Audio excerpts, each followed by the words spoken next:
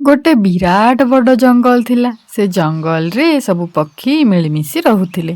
ଯେତେବେଳେ ଯାହାର ଯାହା ଦରକାର ହେଉଥିଲା ସମସ୍ତେ ସାହାଯ୍ୟ କରୁଥିଲେ। ସବୁ ପକ୍ଷୀ ନିଜ ନିଜ ପେଟ ପୋଷିବା ପାଇଁ କିଛି ନା କିଛି କାମ କରୁଥିଲେ। ଜଙ୍ଗଲ ମଝିରେ ସେମାନେ ଗୋଟେ ପକ୍ଷୀ ହାଟ ବସେଇଥିଲେ। ସେଠାରେ ମିନୁ ଚଢ଼େଇ ଗହମ ବିକୁଥିଲା, ରାନୁ ଚଢ଼େଇ କାଠ ବିକୁଥିଲା, ଟୁନି ପାରା ଫଳ ବିକୁଥିଲା, ଆଉ କାଳୁ କାଉ ମାଛ ମାଂସ ବିକୁଥିଲା। ସେହି ଜଙ୍ଗଲରେ କୁକୁ ଚଢ଼େଇ ଗୋଟେ ଗଛରେ ବସା କରି ନିଜ ସ୍ୱାମୀ ସହ ରହୁଥିଲା। ତା ସ୍ୱାମୀ ଚିଲରାଜା ପାଖରେ କାମ କରୁଥିଲା। ସେ ଯାହା ବି ଦରମା ପାଏ ସବୁ ଘର ଖର୍ଚ୍ଚରେ ସରିଯାଉଥିଲା। ସେଥିପାଇଁ କୁକୁ ଚଢ଼େଇ ବହୁତ ଗରିବ ଥିଲା। ପଇସା ନଥିବାରୁ ସେମାନେ କିଛି ବି ଦୋକାନ କରିପାରୁ ନଥିଲେ। ସେଥିପାଇଁ ସେ କାଳୁ କାଉ ଦୋକାନରେ କିଛି ନା କିଛି କାମ କରୁଥିଲା। ଦିନ ଶେଷରେ କାଳୁ କାଉ କିଛି ପଇସା ତାକୁ ଦେଉଥିଲା। ଏହିପରି କୁକୁର ପରିବାର ଚଳି ଯାଉଥିଲେ। ଦିନେ ସକାଳେ, ହେ ଭଗବାନ, ଏ କ'ଣ ହୋଇଗଲା? ମୋ ଅଣ୍ଡା କୁଆଡ଼େ ଗଲା? କେତେ ଦିନ ପରେ ମୁଁ ମା ହୋଇଥିଲି, ହେଲେ ମୋ ଖୁସି କ'ଣ ରହିଲା ନାହିଁ? କିଏ ସେ ଯେ ମୋ ଅଣ୍ଡା ଚୋରି କରି ନେଇଛି? ମୁଁ ତାକୁ ଛାଡ଼ିବିନି, କେବେ ବି ଛାଡ଼ିବିନି। ମିନୁ ଚଢ଼େଇର ଅଣ୍ଡା ଚୋରି ହେଇଗଲା ବୋଲି ସେ ବହୁତ କାନ୍ଦିଲା। ଏବେ ପର୍ଯ୍ୟନ୍ତ ତ ଜଙ୍ଗଲରେ ସବୁ ଠିକ୍ ଠାକ୍ ଚାଲିଥିଲା। ଏବେ ତ ସବୁଦିନ ହିଁ କାନ୍ଦ ଶୁଣାଯାଉଛି। ପ୍ରତିଦିନ କାହାର ନା କାହାର ଅଣ୍ଡା ଚୋରି ହେଇଯାଉଥିଲା। ଶୁଣୁଛ, ଏ ସକାଳୁ ସକାଳୁ ପକ୍ଷୀମାନଙ୍କର ଏମିତି କାନ୍ଦ କ'ଣ ପାଇଁ ଶୁଣାଯାଉଛି? କ'ଣ ହେଇଛି? ଚାଲ ଦେଖିବା। ମୁଁ ବି ସେଇ କଥା ଭାବୁଥିଲି। ଆସ ଯିବା ଦେଖିବା। କୁକୁ ଆଉ ରାଜୁ ମିନୁ ଚଢ଼େଇ ପାଖରେ ପହଞ୍ଚିଗଲେ। ଦେଖିଲେ ସେ ଜୋର ଜୋରରେ କାନ୍ଦୁଛି। ଆରେ ମିନୁ, କ'ଣ ହେଇଛି? ତୁ ଏମିତି କାନ୍ଦୁଛୁ କ'ଣ ପାଇଁ? ତତେ କ'ଣ କହିବି କୁକୁ, କାଲି ମୁଁ 2ଟା ଅଣ୍ଡା ଦେଇଥିଲି, ହେଲେ ସେ ଚୋରି ହୋଇଯାଇଛି। ଏବେ ମୁଁ କ'ଣ କରିବି କିଛି ବୁଝିପାରୁନି କୁକୁ। ସେମାନଙ୍କର ସବୁ କଥା ରାନୁ ଚଢ଼େଇ ଗୋଟେ ଡାଳରେ ବସି ଶୁଣୁଥିଲା। ସେ ସାଙ୍ଗେ ସାଙ୍ଗେ ମିନୁ ଚଢ଼େଇ ବସା ପାଖକୁ ଆସିଗଲା। ଆଉ ଜଙ୍ଗଲର ମଧ୍ୟ ଅନ୍ୟ ସବୁ ପକ୍ଷୀ ମିନୁ ଚଢ଼େଇ ବସା ପାଖରେ ରୁଣ୍ଡ ହୋଇଗଲେ। ସେହି ସମୟରେ ରାନୁ ଚଢ଼େଇ କହିଲା, ଇଏ ତ ବହୁତ ଖରାପ କଥା। ଏବେ କ'ଣ କରିବା? ଟିକେ ସମସ୍ତେ ମିଶି ଭାବ।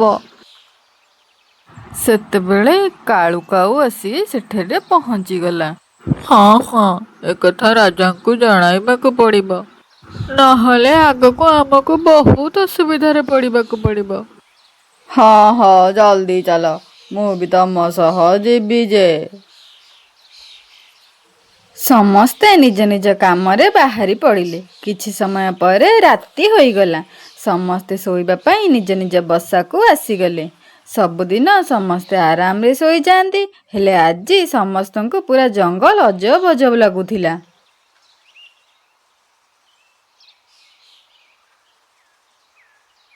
ତଥାପି ସମସ୍ତେ ଶୋଇପଡ଼ିଲେ।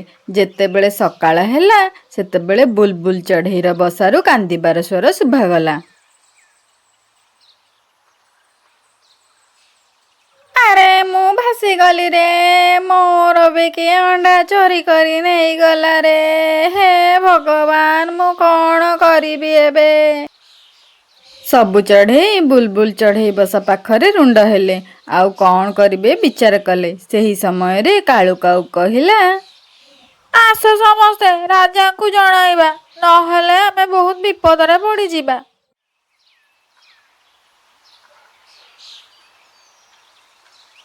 ସମସ୍ତେ ଆସି ରାଜାଙ୍କ ପାଖରେ ଠୁଳ ହେଲେ। ରାଜା ସମସ୍ତଙ୍କର ସବୁ କଥା ଶୁଣି ସାରି କହିଲେ, ଆମ ଜଙ୍ଗଲରେ ଏମିତି ଯିଏ କରୁଛି, ଯଦି ତାକୁ କିଏ ଧରିଦବ ନା, ତାକୁ ଗୋଟେ ବଡ଼ ଗଛରେ ବଡ଼ ଘର ଦିଆଯିବ। ରାଜାଙ୍କ କଥା ଶୁଣି ସମସ୍ତେ ନିଜ ନିଜ କାମରେ ଚାଲିଗଲେ। ଏପଟେ କୁକୁ ଚଢ଼େଇ ବହୁତ ଚିନ୍ତାରେ ଥିଲା, କାହିଁକି ନା ସେ ବି ଦିନେ 2 ଦିନ ମଧ୍ୟରେ ଅଣ୍ଡା ଦେଇଥାନ୍ତା। ଆରେ କୁକୁ, ତମେ କାହିଁ ବ୍ୟସ୍ତ ହଉଛ? ତମ ସାଙ୍ଗରେ ମୁଁ ଅଛି ନା। ତମର ତ ଅଣ୍ଡା ଦେବା ପାଇଁ ଦିନେ 2 ଦିନ ଲାଗିବ। ତା ଭିତରେ ଆମେମାନେ ମିଶି ସେ ଅଣ୍ଡା ଚୋରକୁ ଧରି ନେବୁ। ଏବେ ମୁଁ କାମକୁ ଯାଉଛି, ତମେ ବି ଯାଅ, ଜଲ୍ଦି କିନ୍ତୁ ଘରକୁ ଫେରିଆସିବ। ରାଜୁ ଚଢ଼େଇ ଓ କୁକୁ ଚଢ଼େଇ 2 ଜଣ କାମକୁ ଚାଲିଗଲେ। ସବୁଦିନ ଭଳି କୁକୁ ଚଢ଼େଇ କାଳୁ କାଉର ମାଛ ବିକିବାରେ ସାହାଯ୍ୟ କରୁଥିଲା। ସମସ୍ତେ ନିଜ ନିଜ ଦୋକାନରେ ନିଜ ନିଜ ଜିନିଷ ବିକୁଥିଲେ। ହଠାତ୍ ଗୋଟେ ଶାଗୁଣା ଗୋଟେ ବସ୍ତାରେ ବହୁତ ସାରା ଅଣ୍ଡା ଆଣି ସେହି ହାଟରେ ପହଞ୍ଚିଲା। ସମସ୍ତେ ତାକୁ ଦେଖି ଚମକି ପଡ଼ିଲେ। ଆରେ କୁକୁ, ଇଏ ନୂଆ ପକ୍ଷୀ କିଏ? ଆଗରୁ ତ ମୁଁ କେବେ ୟାକୁ ଆମ ଜଙ୍ଗଲରେ ଦେଖିନି। ହଁ କାଳୁ ଭାଇ, ମୁଁ ବି କେବେ ୟାକୁ ଦେଖିନି ତ।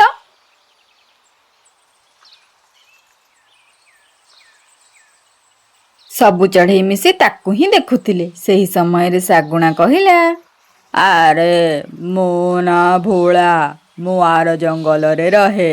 ମୁଁ ଶୁଣିଲି କି ଏ ଜଙ୍ଗଲରେ ପକ୍ଷୀମାନେ ମିଶି ଗୋଟେ ହାଟ ଖୋଲିଛନ୍ତି, ତ ମୁଁ ଭାବିଲି ଚାଲେ ମୁଁ ବି ଦୋକାନ କରିଦେବି। କ'ଣ କାହାର କିଛି ଅସୁବିଧା ଅଛି କି?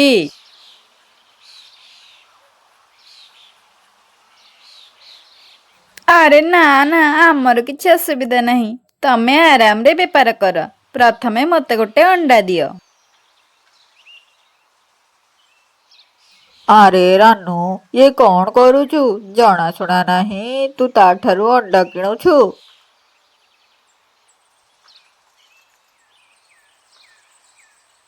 ଆରେ ଦେଖୁଛ, ସେ ତ ଗୋଟେ ବଡ଼ ଶିକାରୀ ପକ୍ଷୀ। ତାକୁ କିଏ ବା କ'ଣ କହିବ? ତମର କ'ଣ କହିବାର ଅଛି ତ ତମେ କୁହ। ଏତିକି କହି ରାନୁ ଚଢ଼େଇ ଶାଗୁଣା ଠାରୁ ଗୋଟେ ବଡ଼ ଅଣ୍ଡା ନେଇ ଆସିଲା। କିଛି ସମୟ ପରେ ରାତି ହେଇଗଲା। ରାନୁ ଚଢ଼େଇ ଘରକୁ ଫେରି ଆସି ଭାବିଲା, ଆରେ ବେକାରେ ଅଣ୍ଡା ମୋତେ କିଣିବାକୁ ପଡ଼ିଲା। ୟାକୁ ଏବେ ମୁଁ କ'ଣ କରିବି? ଏପଟେ କୁକୁ ଚଢ଼େଇ 2ଟା ଅଣ୍ଡା ଦେଇ ସାରିଥିଲା। ରାଜୁ ଓ କୁକୁ ଭାରି ଖୁସି ଥିଲେ। ତମେ ଚିନ୍ତା କରନି କୁକୁ, ଆମେ ଦୁହେଁ ମିଶି ୟାଙ୍କ ଯତ୍ନ ନେବା। ଅଧା ରାତିରେ ସେହି ଶାଗୁଣା ଅଣ୍ଡା ବାସ୍ନା ପାଇଁ ଜଙ୍ଗଲକୁ ଆସିଗଲା। ଆରେ ହଁ, ମତେ ଏଇଠୁ ହିଁ ବହୁତ ସାରା ଅଣ୍ଡାର ବାସ୍ନା ଆସୁଛି। ଲାଗୁଛି କାଲି ମୋ ବେପାର ବହୁତ ବଢ଼ିଆ ହବ। ଚାଲ କାମରେ ଲାଗି ପଡ଼ିବି।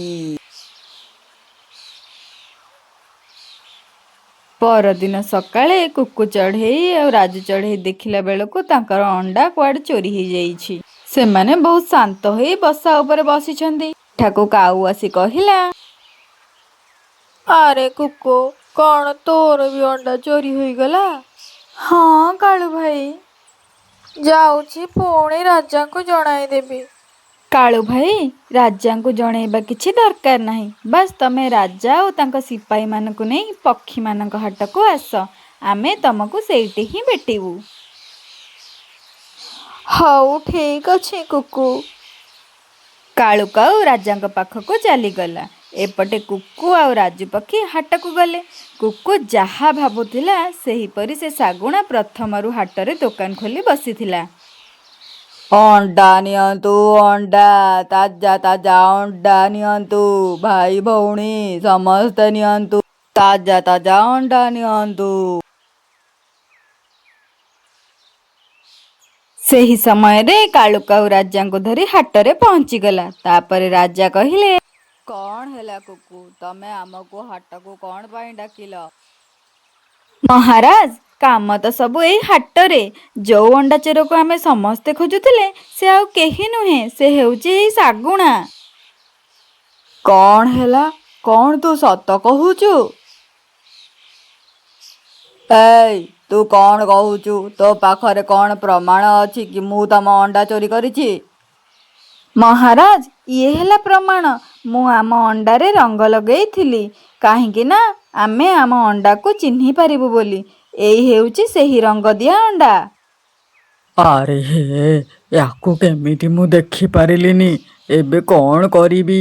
ଯାଉଛି ଏଠୁ ଜଲ୍ଦି ପଳେଇ ଯିବି, ନହେଲେ ଏମାନେ ମୋତେ ମାରିଦେବେ।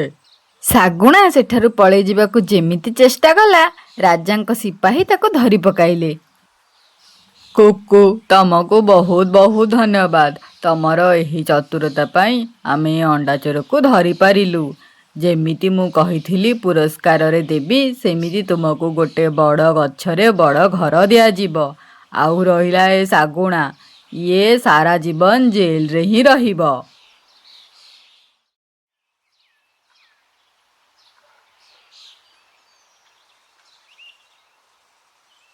ଏପଟେ କାଳୁ କାଉ ଜେଜେ ଜେଜେଙ୍କର ଅଣ୍ଡା ସମସ୍ତଙ୍କୁ ନେଇ ବାଣ୍ଟିକି ଦେଇଦେଲା।